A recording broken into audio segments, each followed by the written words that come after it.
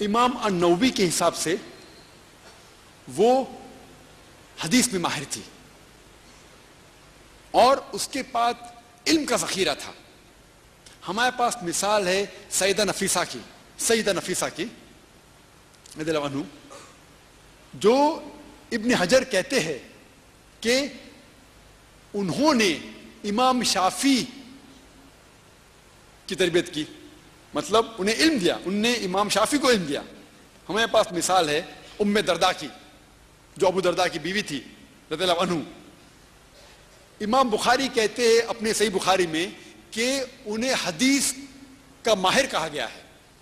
ہمارے پاس مثال ہے عائشہ بنت وقص، عائشہ بنت سعد ابن وقص، جسے کہا گیا ہے کہ انہوں نے امام ملک کو علم دیا.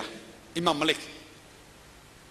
تو اس سے یہ ظاہر ہوتا ہے کہ یوم الجاہلیہ میں سینکڑوں خواتین تھی جسے علم کے اوپر مہارت تھی.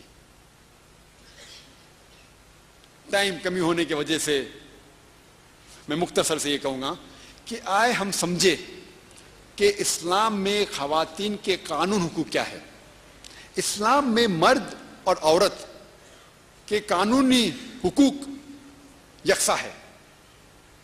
اگر کوئی آدمی عورت کا قتل کرتا ہے تو اس کے لیے سزائے موت ہے حد پنشمنٹ کے حساب سے، اور اگر کوئی عورت آدمی کا قتل کرتی ہے اس کے لیے بھی سزائے موت ہے حد پینلٹی.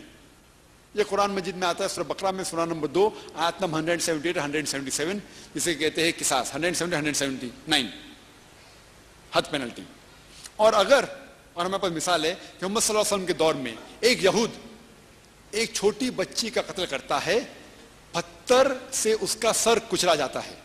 تو محمد صلی اللہ علیہ وسلم یہ حکم دیا کہ اس یہود کا بھی قتل اسی طریقے سے ہو جس طریقے سے اس نے بچی کا کیا، اس کا سر پتھر سے کچلا جانا چاہیے. حضرت عمر رضی اللہ عنہ کے دور میں کئی مرد مل کے ایک خواتین کا قتل کرتے ہیں، اور حضرت عمر رضی اللہ عنہ انہوں نے یہ حکم دیا کہ سارے مرد جو حصہ لیے اس خاتون کا قتل کرنے میں، سارے مرد کو قتل کیا جاتا ہے. اسلام میں اگر کوئی جسم کے بھاگ کو انجری ہوتی ہے یا تکلیف پہنچتی ہے یا اگر چوٹ آتی ہے، چاہے وہ ناک ہو، کان ہو، آنکھ ہو یا منہ ہو، چاہے وہ مرد کا ہو یا عورت کا ہو، سزا سیم یکساں ہے. سزا یکساں ہے. اور اگر کوئی قاتل کسی کا قتل کرتا ہے، اس قتل ہونے والے کے رشتہ دار اگر اسے معاف کرنا چاہیے دیا منی لینے سے، یعنی دیا لیے، اور وہ آدمی کو معاف کر سکتے ہیں. یہ اسلام میں اجازت ہے، چاہے وہ رشتہ دار مرد ہو یا عورت ہو. اگر رشتہ دار ہے جس انسان کا قتل ہو گیا، اس کے رشتہ دار چاہے مرد یا عورت ہو، اگر قاتل کو معاف کرنا چاہتے ہیں دیا منی لے کے، تو اسلام میں اجازت ہے. اسلام میں سزا کے طور پہ عورت اور آدمی کو جو جرم اگر یکساں ہے تو سزا بھی یکساں ہے.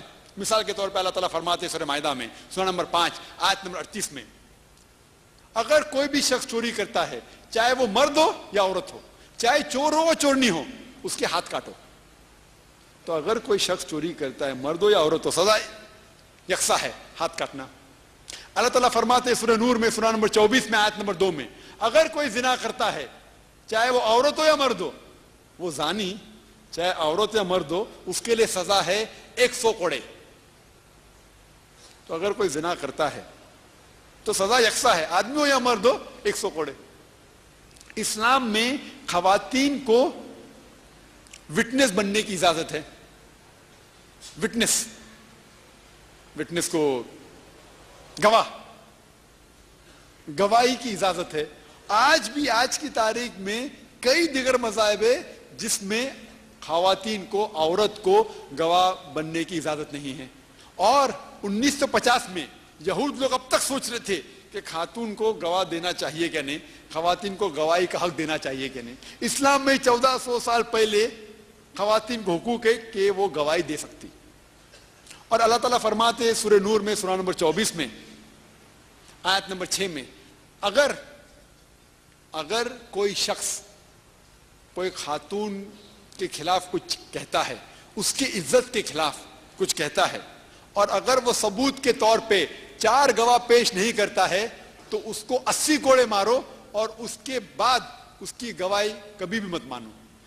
کوئی بھی شخص کوئی بھی خاتون کے عزت کے خلاف کوئی چیز کہتا ہے اور 4 گواہ پیش نہیں کر سکتا تو 80 کوڑے اور اس کے بعد اس کی گواہی مت لو. آج کے دور میں چاہے ہندوستان ہو یا کوئی مغربی شہر ہو, عام طور پہ ہم ماں بہن پہ گالی تو دے ہی دیتے اور وہ آدمی آرام سے ہی گو اسکاٹ فری, آرام سے گھومتا پھرتا ہے. اگر اسلامی شہر ہے, اسلامی حکومت ہے, اگر کوئی شخص ماں بہن پہ کس کو گالی دی اور 4 ثبوت پیش نہیں کر سکا, 80 کوڑے. آج کی تو ہندوستان میں کوئی بھی کس کو گالی دے رہا ہے, کوئی بھی عورت کو کچھ بھی کہہ رہا ہے. تو اسلام میں خواتین عورتوں کی اتنی حفاظت کی گئی. اگر کوئی بھی کہتا ہے 1 گواہ 2 گواہ 3 گواہ, عزت سے کھیلتا ہے, عزت کے بارے میں آپ کچھ کہتے کوئی الزام لگاتے ہیں, 1 2 3 نے کم از کم 4 گواہ, تو انسان 1000 بار سوچے گا نا کبھی کچھ کہنے سے پہلے. اتنی عزت ہے خواتین کی. اور اسلام میں مغربی تہذیب کے اندر جب خاتون کی شادی ہوتی ہے, عورت کی شادی ہوتی ہے, اس شادی کے بعد وہ مرد کا نام لے لیتی ہے, اس کا بیچ کا نام مرد کا ہوتا ہے. اسلام میں اسے اجازت ہے کہ وہ اپنے والد کا نام محفوظ رکھ سکتی ہے, اجازت ہے اس کو کہ والد کا نام رکھے, جو مغربی تہذیب میں نہیں ہے.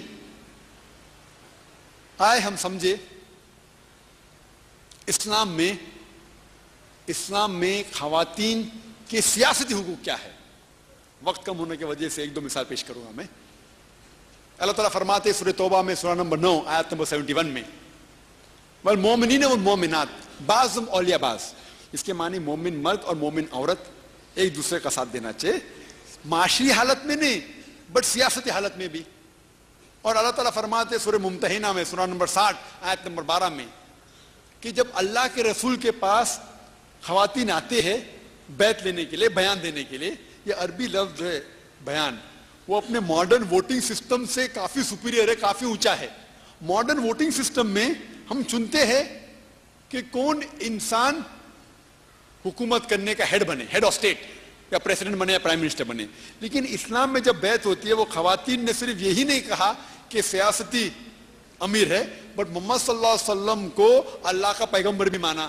تو اسلام میں جو بیعت ہے اور بیان ہے وہ ماڈرن ووٹنگ سسٹم سے کافی اونچا ہے, اور خواتین کو اس کا حق ہے, ووٹنگ کا حق ہے. اور ہمارے پاس مثال ہے, حدیث میں آتا ہے کہ ایک وقت